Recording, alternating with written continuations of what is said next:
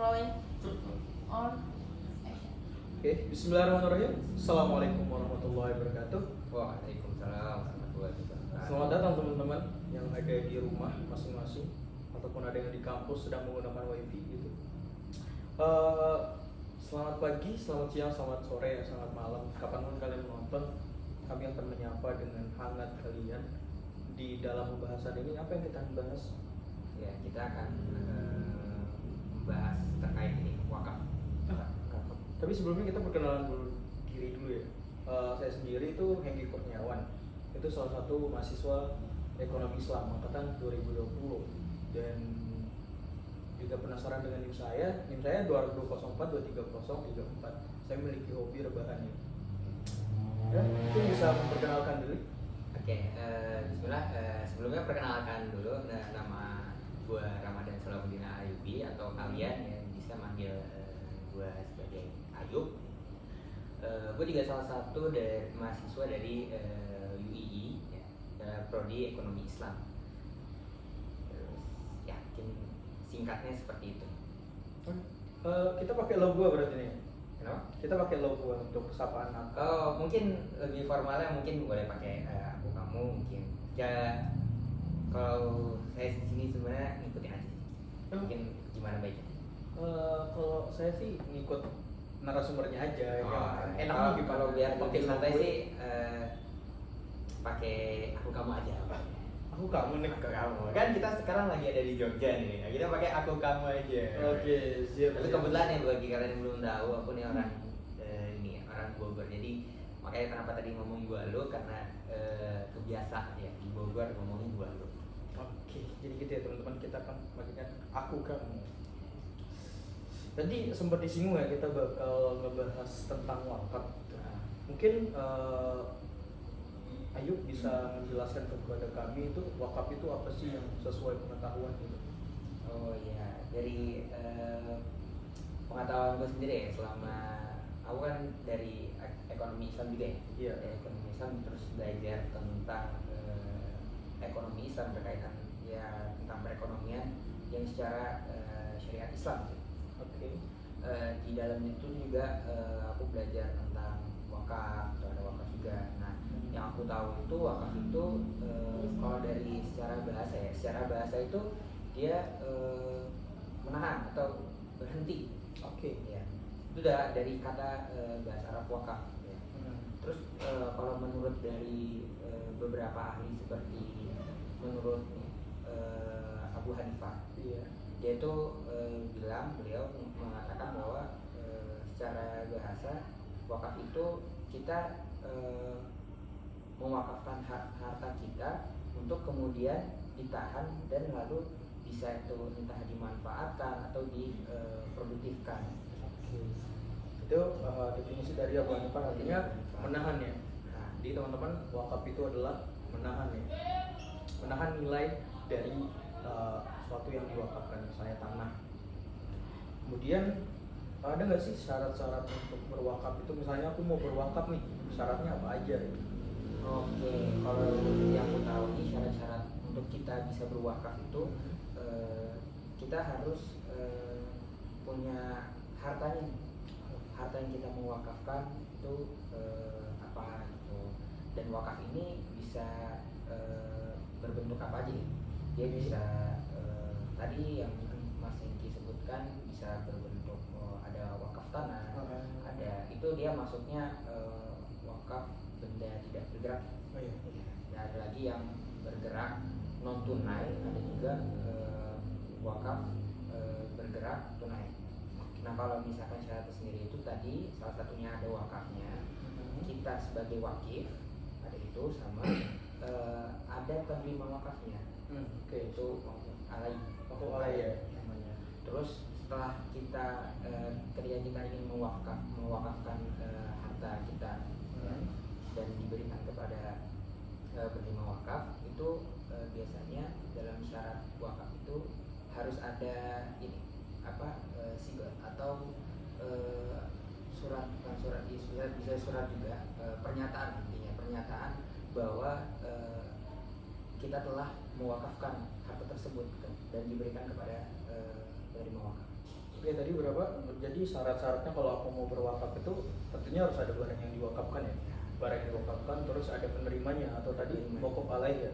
Kemudian harus ada syigot atau sumpah gitu ya, atau gimana? Ya, Oke. Jadi cukup mudah ya teman-teman. Kalau kita mau berwakaf itu cukup kita punya barang yang mau kita wakafkan, terus ada yang menerima dan bagaimana waqaf alaihnya. Kemudian menurut Mas Ayu nih, wakaf ini sendiri masih efektif nggak sih di Indonesia? Kalau dari beberapa penelitian yang pernah aku baca itu, salah satunya dari ini dulu deh, dari wakaf uang di Indonesia yang dikelola oleh Badan Wakaf Indonesia itu, dari hasil penelitiannya itu sekitar baru 54% itu terlaksana. Itu dan tujuan dari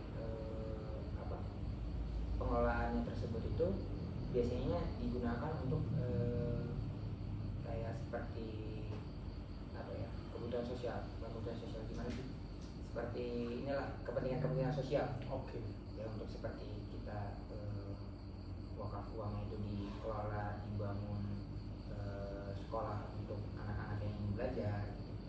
Nah, terus ada juga seperti wakaf uang itu kalau di Indonesia masih belum diefektifkan seperti kita gunakan di bagian sektor real untuk membangun kayak misalkan perusahaan kayak dagang-dagangan gitu lah, UMKM. Itu masih belum terlaksana. Oke. Kalau boleh tahu Mas Ayu ini kenal ekonomi Islam itu sejak kapan? Kalau aku sendiri sih kenal ekonomi Islam itu baru-baru ini ya. Oh, baru-baru. Ya, baru-baru ini ya. Jadi kalau boleh dikata sekarang itu aku udah semester 5. Semester 5 itu ya kenal ekonomi Islam baru pas masuk kuliah ini gitu. Jadi untuk segala hal-hal seperti yang berbau ekonomi itu ini ya gimana aja, aku berlatar belakang itu dari IPA ya. Jadi untuk belajar tentang ekonomi dulu saat SMP atau SMA itu aku masih belum dapat.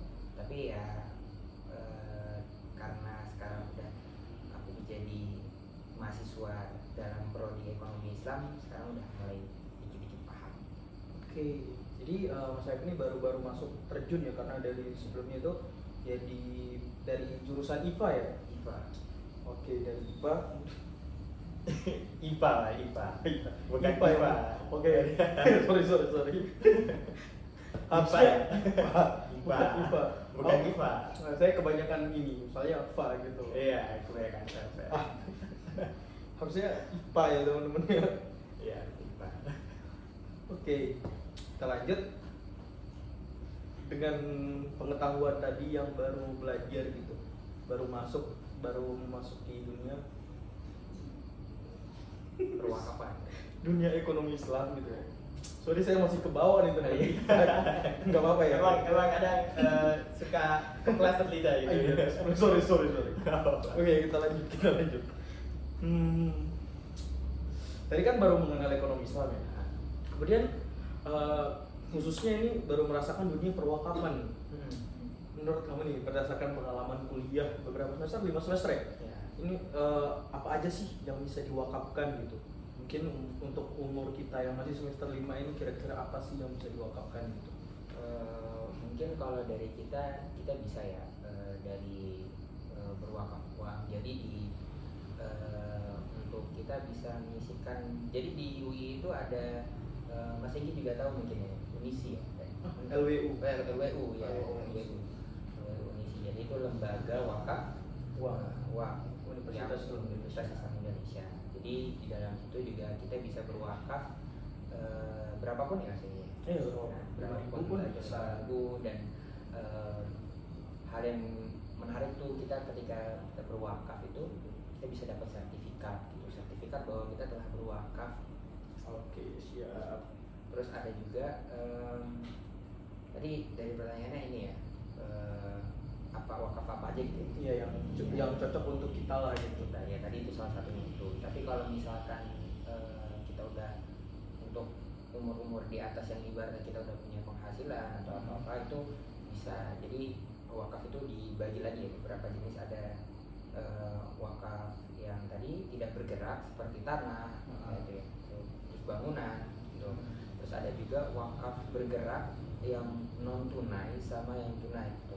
Kalau yang tunai tadi ada wakaf uang ya. Kalau yang non tunai itu bisa juga kita seperti merek atau surat-surat berharga gitu, seperti saham. Oh, itu bisa ya? Bisa. Kalau misalnya nih kita ingin berwakaf di luar negeri nih, sebut saja Saudi Arabia gitu, Ya. itu bisa nggak ya?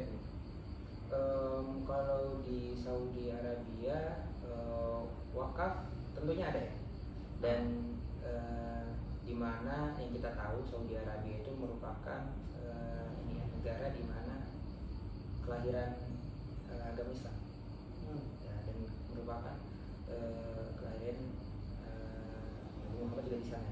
Nah, jadi setidaknya hukum-hukum perwakafan di sana udah berkembang dari waktu ke waktu gitu ya.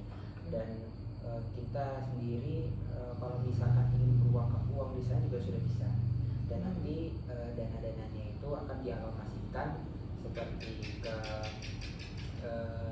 apa namanya, kayak apa sih itu namanya, perusahaan-perusahaan. Oh, bisa gitu ya? Bisa. Terus kalau bisa nih bentuk praktik yang wakaf bisa di Saudi Arabia itu seperti apa gitu? Bentuk praktiknya? Iya, ya, apa gitu, apa gitu wakafnya? Kalau Misalnya tanah atau apa gitu? Kalau dari hasil ini ya, untuk ketika setelah diproduktifkan. Iya. Kalau untuk setelah diproduktifkan itu salah satunya itu ada namanya Buyut Aula Wakaf. Itu tuh gedung yang terdiri dari 11 lantai ya. Ya, terus itu perkantoran. Itu nilainya sekitar 160 juta atau 160 juta. Sekarang itu kayak sekitar inilah 473 miliar. Itu salah satunya itu jadi apa namanya, wakaf gedung yang diproduktifkan lagi. Dan aku penasaran juga nih, kan kerajaan di Arab Saudi itu kan bentuknya kerajaan gitu. Nah, kepada siapa kerajaan Arab Saudi itu menyerahkan pengelolaan wakaf itu gitu? Kepada siapa di badan bawah? Jadi kalau di Saudi Arabia itu, setahu itu mereka ya, membentuk sebuah majelis ya. Oke, majelis apa? Majelis tinggi wakaf. Oke. Ya, jadi mereka itu nanti yang akan mengelola semua wakaf-wakaf itu. Ya, yang aku tahu sih. Terus kira-kira apa aja sih wewenang dari majelis tinggi wakaf itu? Kalau dari wewenangnya sendiri itu mereka yang nanti salah satunya ya, itu ada mereka yang nanti akan menentukan bagaimana pengelolaan wakaf. Ketika kita berwakaf, nanti mereka yang mengatur bagaimana cara mengelolanya. Terus ada juga mereka yang akan memantau semua kondisi, ya, misalkan harta-harta yang sudah diwakafkan itu apakah ini masih layak untuk diwakafkan atau tidak. Terus ada juga mereka nanti yang akan mengembangkan untuk maksudnya untuk memproduktifkan semua wakaf-wakaf itu. Oh, oke, itu beberapa wewenangnya. Dan kalau bisa menurut analisis Ayub nih, itu udah sampai mana sih perkembangannya itu? Cukup yang signifikan kan atau enggak gitu? Kalau menurut aku sih karena itu ya berbalik kepada tadi, dia itu merupakan negara yang mayoritas Islam dan di mana Islam agama Islam lahir itu, menurutku dari waktu ke waktu sudah nggak bisa diragukan sih, pasti maksudnya udah maju, maksudnya udah inilah, udah apa namanya, sudah sangat berbeda lah dari yang zaman dahulu.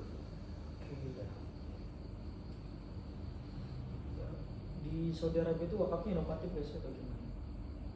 Maksudnya di sana itu ada apa kayak program-program unggulan atau yang udah dibentuk gitu? Kalau salah satunya sih ya tadi. Cuma kemarin aku sempat baca juga ada program yang mereka tawarkan itu salah satunya dengan membentuk ini rumah sakit. Oh, masuk. Rumah sakit itu yang baru aku baca ya. Itu baru sekitar Oke.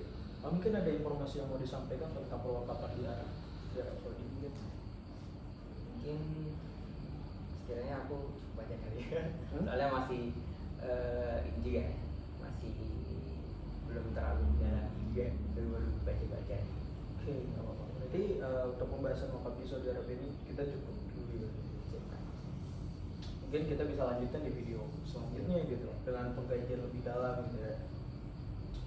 Terima kasih ya Mas Aja udah nge-share ilmunya yang sangat luar biasa ya. Kita sampai ke negara Saudi nih, bahas tempat mereka jauh banget kan, jauh ke timur gitu. Tapi nggak apa-apa, itu sedikit insight yang mungkin bisa teman-teman dapatkan gitu ya. Itu bisa misalnya nanti teman-teman nggak mendengarkan secara bagus gitu video dari kami, mungkin bisa diulang-ulang ya sampai kalian paham. Jangan malas, kamu jangan malas ya, jangan malas. Harusnya Gak apa, beda itu beda.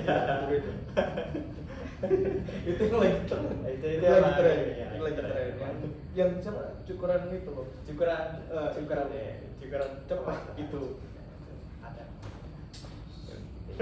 Saya masih tergelitik sama itu. Jadi semoga video ini bermanfaat. Semua yang baik-baik itu datangnya dari Allah, segala buruk seperti kanan kita tadi itu datangnya dari kami sendiri atau mungkin diasuh sama setan. Mungkin kurang lebih mohon maaf. Assalamualaikum warahmatullahi wabarakatuh.